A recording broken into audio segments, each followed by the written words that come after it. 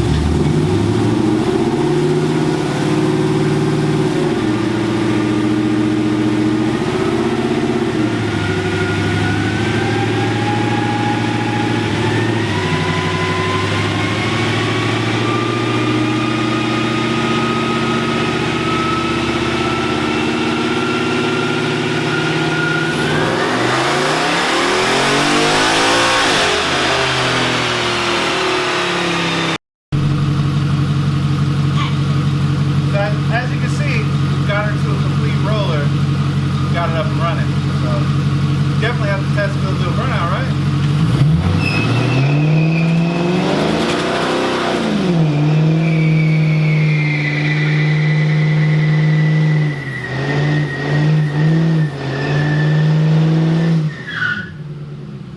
One wheel of peeler is better than nothing. As you guys seen last week, we started working on Elizabeth, and we have made some progress, but then we've also kind of not made some progress. It's all progress, but man, it's rough. Let me give a little back context. When I looked this project up, as far as like, I know no one's done this before, but when I looked this up, I thought the wheelbases were a lot closer than what they actually are. And I don't know whether Google's got some bad data or maybe I've got some year stuff mixed up. Not really sure. But my wheelbase is not quite long enough, so I'm gonna have to extend the frame. So let me show you guys where I'm at so far. Ta-da! So the frame has completely been removed off the Lincoln. We were going to try to save some of it, implement the firewall in, blase blase. that wasn't going to happen. As you can see, every bit of the Lincoln is out here, except for the firewall. I'm keeping that for a template for the brake booster stuff and stuff like that. But anyways, as you can see, when I don't have the front wheel perfectly centered yet, it's close. Probably looks really off on camera. I'm gonna say it's close. It's close to where it's gonna live. I don't think it's gonna be perfectly center. I think it's gonna be back a little bit, and that's just due to space. I have hacked the front frame horns off of this thing, and I have moved the radiator back at least 2 inches already, and I'm still, as you can see, that I am running out of room. I might be able to get the rad another inch or so back, but that may mean no AC. If I get rid of the AC, I'll gain like 2 inches, so, or 3 inches more. But we don't want to do that quite yet. So let's see how much more we can push this thing back to get the motor for it. But this kind of give you a better idea what we're working on. Now, as far as our frame rail width, we're looking really close to the frame rail sliding right in on this thing. So that's pretty exciting.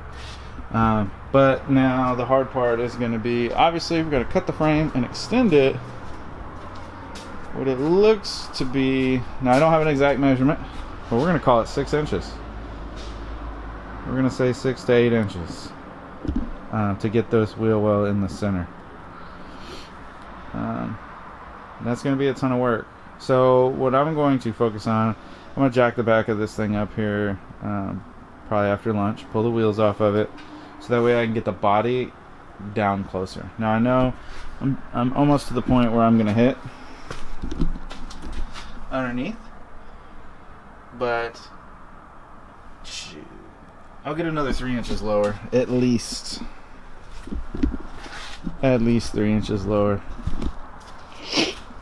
And it may be a situation where I just move the rear end closer to the ground. Like maybe I'll set it all the way down on the ground just to get it low enough to start getting the frame a little bit closer on the front side to see what I'm working with. But we shall see. But this project has made leaps and bounds over the past really 3 days worth of work. We haven't solely been working on this. We've had a break in the schedule, so I used it to our advantage to get to a project that I know a lot of you guys have been waiting for an update on. Besides that, let me show you what else we got kicking in the shop. So you guys might remember this Corvette. We did a little tuning and we did some repairs and so on and so forth. This is the LSX car. It's overheating, and customer was like, "Hey, didn't we fix the thermostat or the temperature sensor wiring?" And I said, "Yeah, we replaced the actual connector because the previous shop that had worked on this." And it happens, but you guys, you got to be careful when you're doing spark plugs on these things. I'm pretty sure somebody was doing spark plugs and smashed the sensor, or the sensor plug, and the wires were kind of just shoved back in there, and they weren't making complete contact when the vehicle was brought to us. So one of the many things we were addressing the first time it came. So he thought, unfortunately, it was something that was done there, and obviously, we soldered and heat shrunk all the electrical when we did that, so there was absolutely no way, but you just say, "Okay, sir, we'll look into it." And we did, and I fired the car up and let it run. Matter of fact, let me walk you over here. Let it run so I could see it getting up to operating. Somebody said the gauge was not showing temp, and then it was, and blah blah blah blah blah. I was letting it run, and I looked underneath. I seen that puddle, and I went, "That's not water. That's coolant." So then, of course, got her up on the lift and got to inspecting, and it appears his aftermarket radiator has sprung a leak in the bottom corner here. So if we look, it's very dirty, and then you can see it puddling up there. Hasn't started to make a puddle yet, but I pushed the car over here. I didn't let it run. So I'm gonna shine a light up in here real good and see if I can't see the exact point that it's leaking. But as you know, we've got the upper or the lower radiator hose right here, and as you can see, it's perfectly dry. We have the upper radiator hose up there, and as you can see, this side of the rad is completely dry. So I'm 100% confident that we have a leak right here in the bottom corner, which sucks because this looks like an expensive radiator, but it is what it is. Then we also have this Chrysler 300. I think it's a 20. That is Hellcat converted, if you will. At least, let's say 80% converted.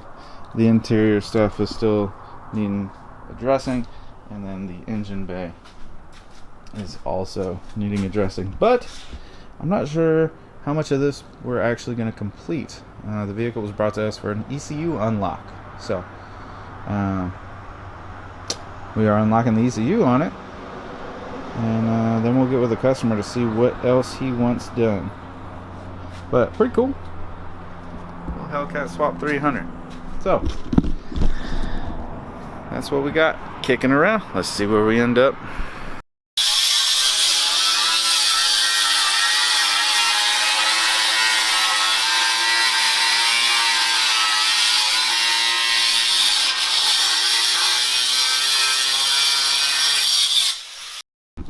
Man, so exciting to see the progress that we're making on Elizabeth.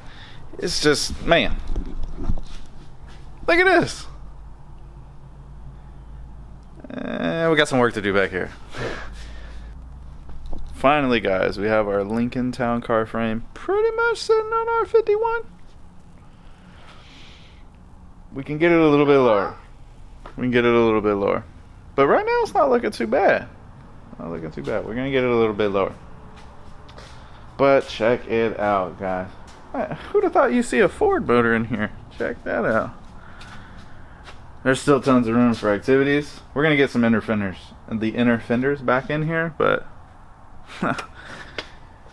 it's in, ladies and gentlemen. And what's crazy is our frame rails fit inside the pinch wells on our 51. So we just need to do a little more cut, and we can probably get a half inch, maybe a full inch lower onto the frame after we make some more modifications to the underbelly of the 51. But post down in the comments if you think them Lincoln wheels look gangster on this thing. Look at that. So in the back end is where we got a lot of work, because we're gonna have to extend the frame on this thing 8.5 inches. So 8.5 inches, as you can see, puts our wheel pretty much in the center. May bump it forward just a little bit, but we've already cut the frame in half. So getting that stuff figured out, but we're getting close. Maybe a pause on this for a little bit, but this is a ton of progress in a very short amount of time. I am out of Sawzall blades. My plasma cutter's tired. But we're making it do. We're making it happen. It's getting there. This, just the front half, is exciting to me because this lets me know it's gonna work. The fact that it fit in between the frame rails, that's great. Structurally, when I weld this together, it's going to be solid. So super exciting. We do have to get the inner fenders in here, get some structure back up in here, but I'll weld some tabs that'll come off of the frame horns up here to bolt into this front end. And I mean, it's not too, like, it's solid, but it can be more solid. But man, let me close the hood. You guys can see. All right, now I just had this piece sitting in here. She ain't falling apart. You know what? We're just gonna put this aside. Put this inside the car. It's a little trim piece that the rust has ate through the bolts. So we gotta fix that piece up and get it back on the car. But check it out, guys. Like, doesn't that look tough?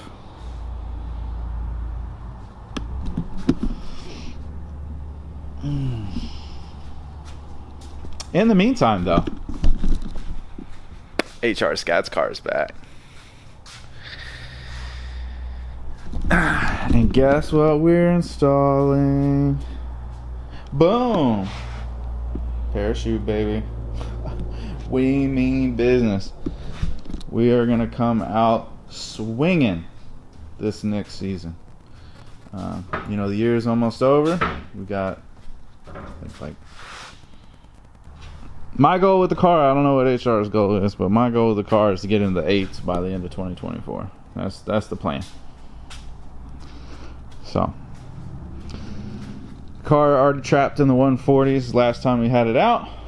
So we're gonna go ahead and get a shoot on this thing, because we know the 150s are right around the corner. So let's dive in to putting the parachute mount on this thing.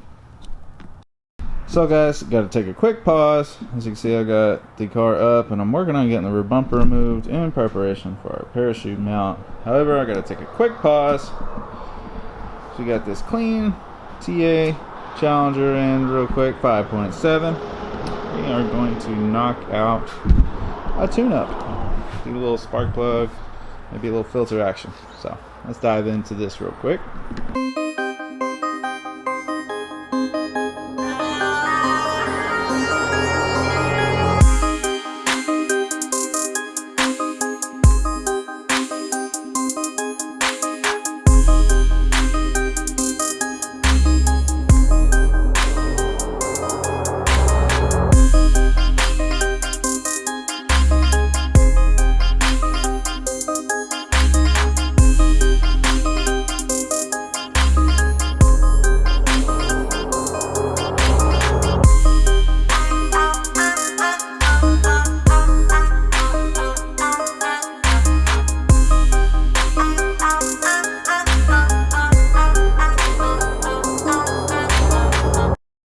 So guys, just like that, in a few minutes, all of our plugs are out.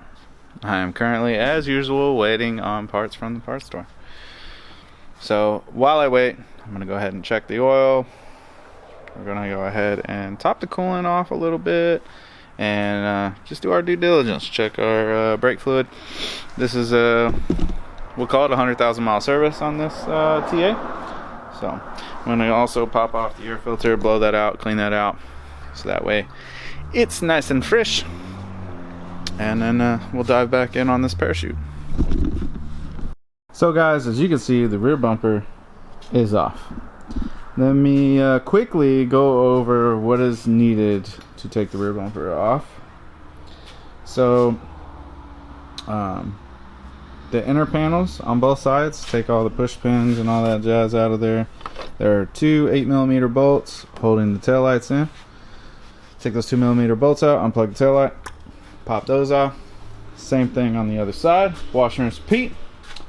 On the side of the car here, we've got 3 bolts holding the inner fender on. Got those removed. There's a 10mm right underneath here that is holding the bumper on. Remove that 10mm, rinse, repeat. Do that on the other side. Now, underneath where the rear diffuser is, we've got screws and push tabs underneath.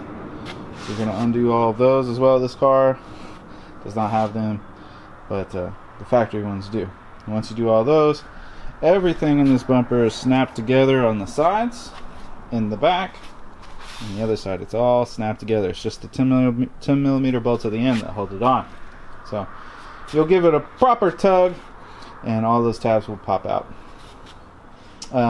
Once you get it hanging, right here you have a plug. If your vehicle has the sensors in the back, you'll need to unplug those. So that is how you remove the bumper. Next step in this journey on putting a parachute on this car is pulling the rear crash bar. So bye crash bar, hello parachute mount. So I'm going to go ahead and pop the crash bar off real quick, and then we'll mock up our parachute bracket.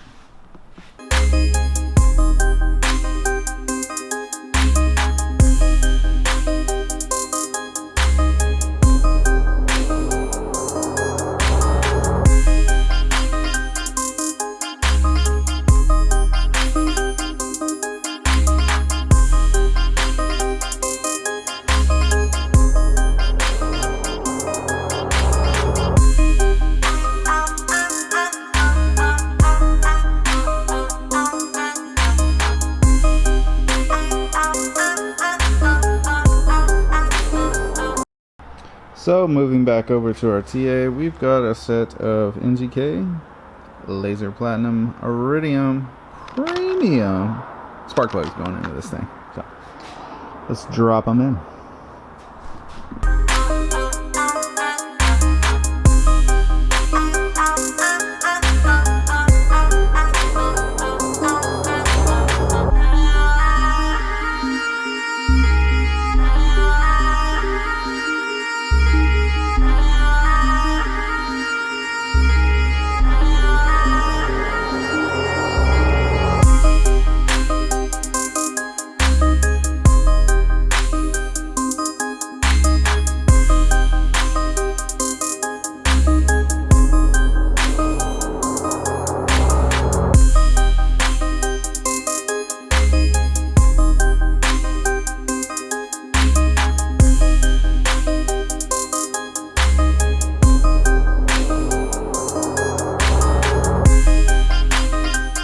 So guys, I want to touch on something real quick. I know you guys briefly see me clean that throttle body.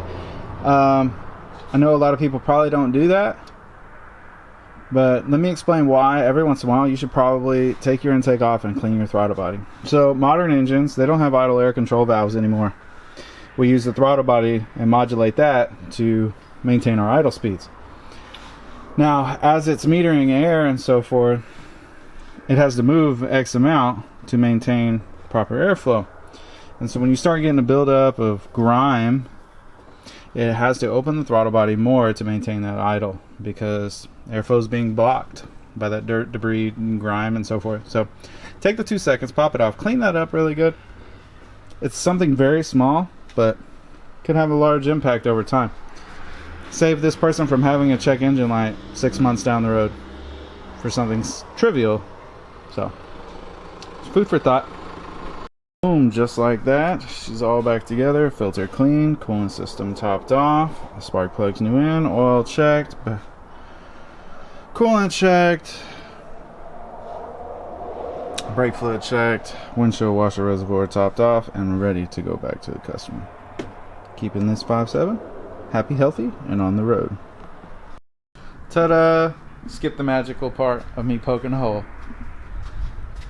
But as you can see, the rear bumper, is back on, and we got a little something hanging out the tip there.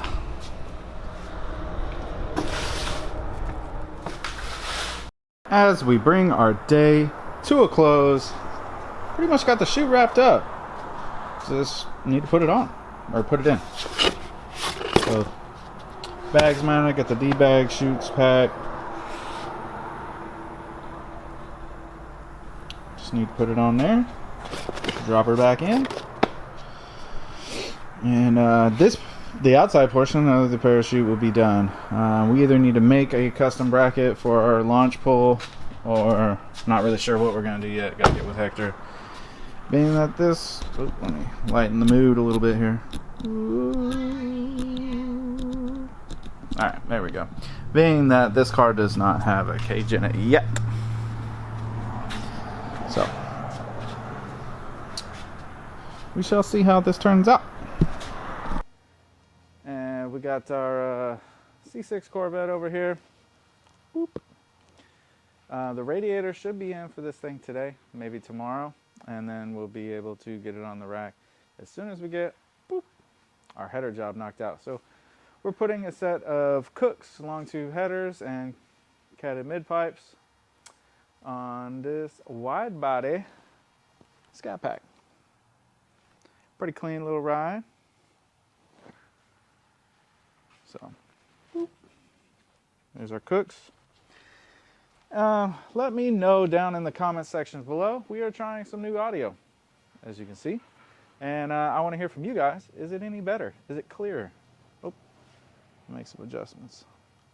Is it better? Any clearer? You guys like it? Love it? Hate it? Let me know down in the comment section below. Also, our 51 is coming along. We haven't made too much more progress than the last time we discussed it, but we are slowly coming up with plans and timelines to get things done. So, also, let me know in the comment section. Do you guys think these wheels look cool on this? So I don't know why I was pointing at the rear. The wheels aren't on there. But what do you guys think of these wheels on this 51? I think it'll look cool, the old Lincoln wheels. Now given, mind you, this is not where it's going to sit. It's going to sit lower. There's no weight on the suspension right now. So that's full droop right now. So excited to see what it looks like under load. But I have something really exciting to show you guys. Something to unveil. I don't know if y'all got that. Squirt. Let me see here if I can tone it down a little bit. Okay, so I know you guys haven't seen the S10 around in a while, and that's because I took it home. And the reason why I took it home is because I was doing some improvements and I was wrapping the truck. Now the truck is not 100% done. Ooh, that sun is bright. The truck is not 100% done. I'm missing one component because I changed the front end. So I'm missing the front valence piece of the very front. But other than that, the truck's 100%. So, well, the wrap's 100%. I did some more work that y'all are about to see. But without further ado, let me stop talking about it. Let's check it out. You ready? There you guys have it. So, it may look white. I'm not sure what it's going to look like on camera. It is kind of like sunny and cloudy today, so the light is changing on us. This is Avery's Cloudy Blue. So it's got a blue tint to it. But got her all wrapped up, and as you can see, I also got the bed painted. Woo! Oh, can't see it all yet. Can't see it all yet. Haven't wrapped up. Haven't finished up the turbo side. But I'm really happy with how the truck came out. To be honest with you, I think it looks great. Obviously way better than the forest green that it was. So as you can see, we're missing a little bit of the front end there. But no worries. It should be here tomorrow, so I'll be able to snap the lower valence on. And the rest of the truck will be done by then. Whew. So guys, I've got our long tubes out. Getting ready to stab them in because, as you can see, I've already got our manifolds, our stock manifolds are already removed. So, got those out on both sides. So, get the side of the cylinder heads cleaned up real quick. And then we get to jamming on putting the headers on. So guys, to get you caught up, and as you can see, I ditched the mic. Got an issue with it. Got to figure it out. So back to the old dead cat on the G7. You lighten this up just a scotch. There we go. So, as you can see, we are all back together with our Cook's long tubes. Go up a little bit. And there you guys go. Cook's long tubes all wrapped up. Got the O2 sensors in, all tidied up. This Mamma Jamma is ready for the dyno.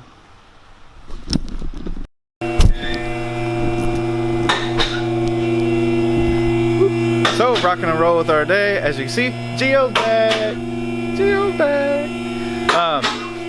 You guys remember this C6 Corvette? It got dropped off yesterday afternoon. It's the one that we put an ATI balancer on, fixed the belt issues, worked on an overheating issue, and several other small things. But it is back because once the cylinder head's pulled off, because we're going to dive into this motor a little bit and see if we can't find something else going on. Because it still gets warm.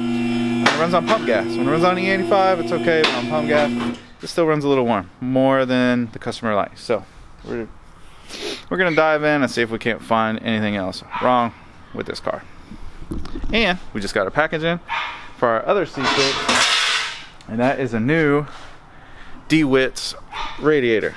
Because as we showed you earlier in the week or last week, the radiator in that car is leaking. And then I don't know if I touched on it. I'll talk about it now. But unfortunately, our ECU was not unlocked on this car. So we have since pulled the ECU out, and took the dash apart so we can install a smart access cable. We're waiting for that to come back, and it should be here tomorrow. I'm not sure what time, but as soon as it gets here, we'll get it slammed back in the car and we'll start on tuning. So guys, let me show you real quick. The car's leaving, but the Camaro right here, show you the car and then I'll talk about it. It had, all up in the grill, baby. It had a bunch of check engine lights, and that's why the customer brought it in. P0420, 430, those are catalytic converter codes. Systems running lean, bank 1, bank 2, and I forget, there was 2 other codes. And that's why I got record in today for a diag, and ended up hooking my scanner up, seeing the codes, firing up HP tuners, firing the car up, doing a log, seeing the fuel trims were crazy, then checking the O2s. The O2s were fluctuating and moving like they're supposed to. So right then, that let me know my O2s were okay. I need to head further up to the front side of the engine, right? MAF based vehicle, so let's check on the MAF sensor. And that vehicle had a rotofab intake on it, so we know it had to have a tune because that's a big intake. And checking over the car, I pushed on the intake and it separated in 2 pieces immediately. Well, there it is, sucking a bunch of air. So re-put back together his rotofab intake correctly, tightened all the clamps down, fired the car up, cleared the codes, test drove it, and fixed 100%. Saved that man a bunch of money before Christmas. He thought he had a motor failure. Like, focus. All right. So he was happy, I was happy. That's gonna wrap it up for today. Gio's about got the cylinder heads off of this one, so we'll dive into looking at what the top of the motor on this one looks like in the morning. I'm gonna dive in on putting the new rad that we got in today on this Corvette, and then damn, truck look good. What's a figure feet? And we should get our ECU back for our wide body in the morning. So as you guys can see, we've got our DeWitt's radiator unboxed. We almost have the old radiator out, and our other C6, we have our cylinder heads off, and pretty much got everything cleaned up and getting ready to put the new ones on. We did not find anything out of the ordinary, anything wrong, so good and bad thing. We were hoping we would find something out of place, but we did not. So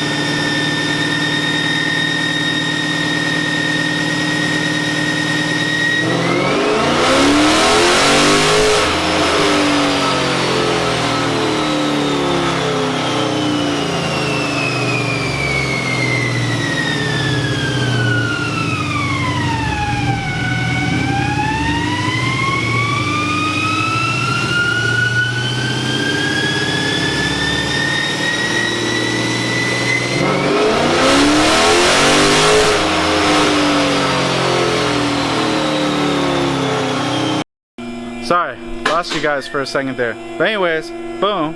You can go to highpsiperformance.com, cop you some sweet merch, help support the channel, help support the brand. Let me get you guys up to speed on what we have going on today. So, as you can see, we have a 2020 5.7 liter charger up on the rack. It is getting a set of stainless works long tube headers, PCM unlock, and a tune. So we have pulled the PCM out yet this morning, sent that off, and Gio is getting crack-a-lacking on the tune. I'm picking up the camera late. My hands aren't that dirty. I wash my hands a lot. We've been rocking and rolling on this. I want to say it's a 17. I can't remember. Man, we work on so many. Don't crucify me. Y'all know what these cars be looking like.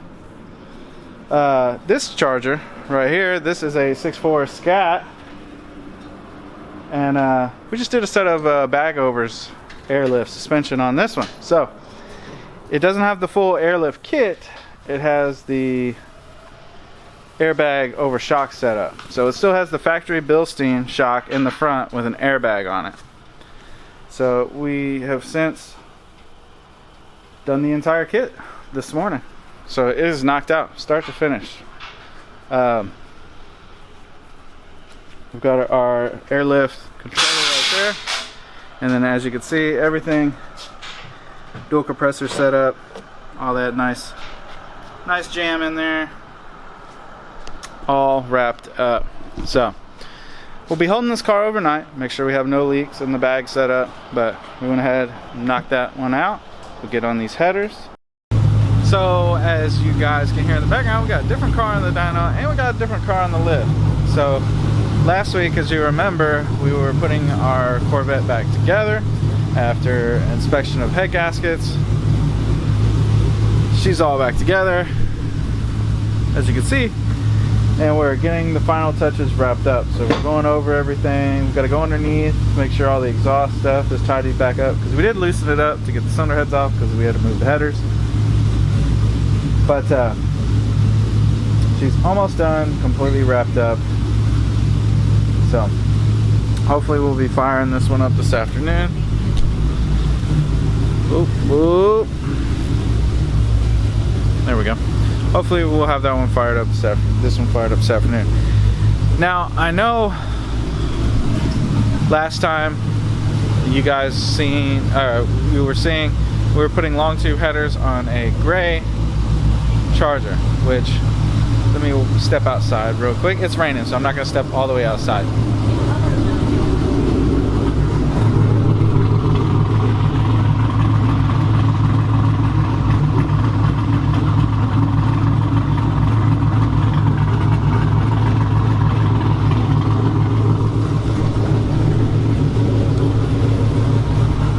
Everything turned out wonderful on that car there, and actually I'm not sure whether this video will be posted before that one or that one gets posted before this one. If it does, I'll post the link here. But we did a comparison. Aside from the long tube headers, that car got converted to 6.4 liter intake manifold. So we did some testing showing the differences tuned with the 5.7 versus the 6.4 intake manifold. So if you guys like that content, that type of stuff, let us know. We can try to do more of it when possible. Let's get rocking and rolling on the tune on this one, which, as you can see, I've got her chopping down the block already. See where we end up and see if we can't get our Corvette. Ooh, I know you've seen a little piece of the truck back there. Looking good. All right, let's get after it.